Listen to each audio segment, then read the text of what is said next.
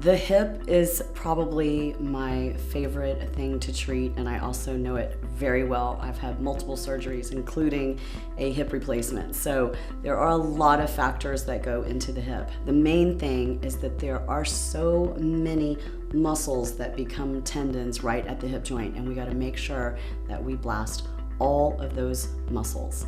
Also, the fascia, literally every single line of fascia in the body, other than the arm lines, somehow goes through the hip. So we want to be really, really diligent in treating our hip.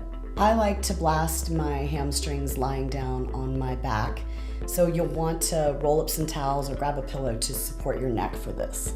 So we're going to start with either the Fasciablast or the Master Blaster to prep the tissue with the little claws.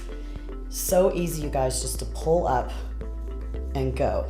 Now, remember that the hamstrings cross the knee and then they go all the way up to the glutes. So it's super important to get every part of this hamstring.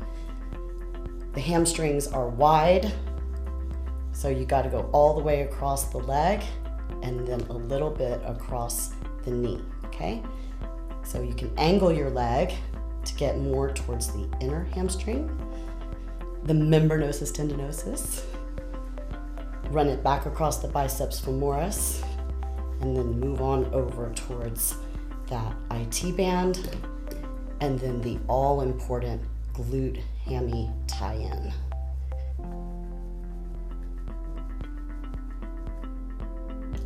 Then we want to go back.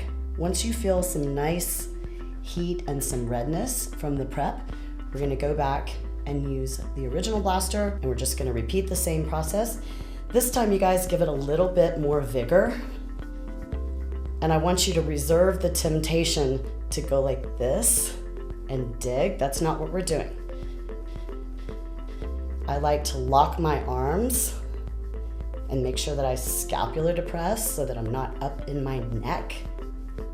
Remembering that fascia is about the consistency of hair, and it's like brushing out a tangle in your hair. So you wouldn't grab that brush and rip through it. You would whisk through it. Okay, and again, the hamstrings are really big, so we gotta go all the way from the inside to the outside, and the ever important glute hammy tie-in. And on this one, I like to lock my shoulders down, tighten up my abs, and scrub from the elbow. For the adductor region, I want you to remember that those muscles go all the way from the knee to the pubis. So I don't want you to be shy. This is not going to be a pretty process, but it's super important for really blasting the hip area. This is my favorite thing in the world to do because our adductors always tend to be tight. So I'm going to take the Fasciablast. It's just a little easier to hold than the Master Blaster, but what we're looking for are those little claws for the prep. And again, your preparations here, it's very fast and it's very light, okay? But I want to make sure that these tendons way up at the pubis get prepped with them, so you can come across it cross fiber, or you can move with the fibers. And the adductors are a little complicated. They've got fibers kind of going every direction, so you can't go wrong. We're gonna go back with the Mini 2. I love to one-hand the adductors here. And we're gonna be working into the myofascial tissue with the bigger claws. This time you can give it a little more zest. And I like to really hook my long adductors in the middle of these claws here. So I'm going to switch hands to get a little more leverage. So I have these claws on the adductor and these claws on the hamstring. So I'm just opening the fascial lines between the adductors and the hamstrings. Really, really effective for hip. And again, I can't express enough how important it is to get high on the adductor. You can see that I just got in my more aggressive position with two hands because I want to make sure that these tendons are nice and loose because they play a huge role in the health of the hip. It is so important to address the quadriceps when we're talking about hip health.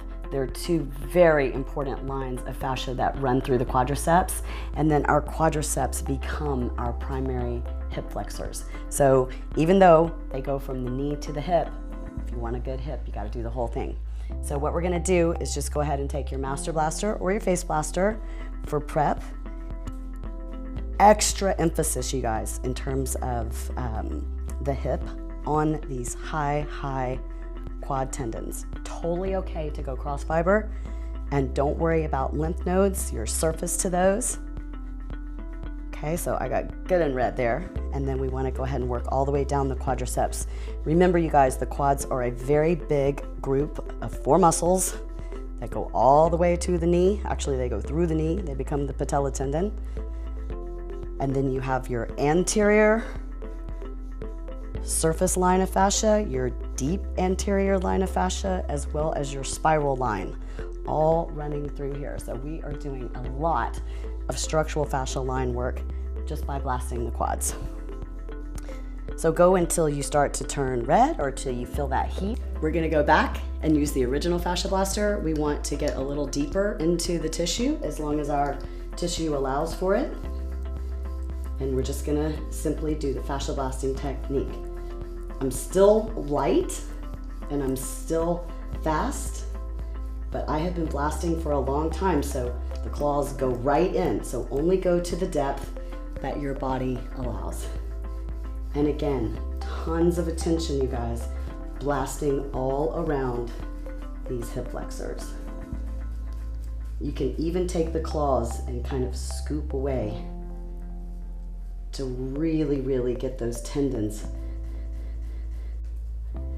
You will have a very tight hip if your fascia and your tendons are having a party in your hip. And I don't mean a good party, I mean where they are stuck together. We want to separate those.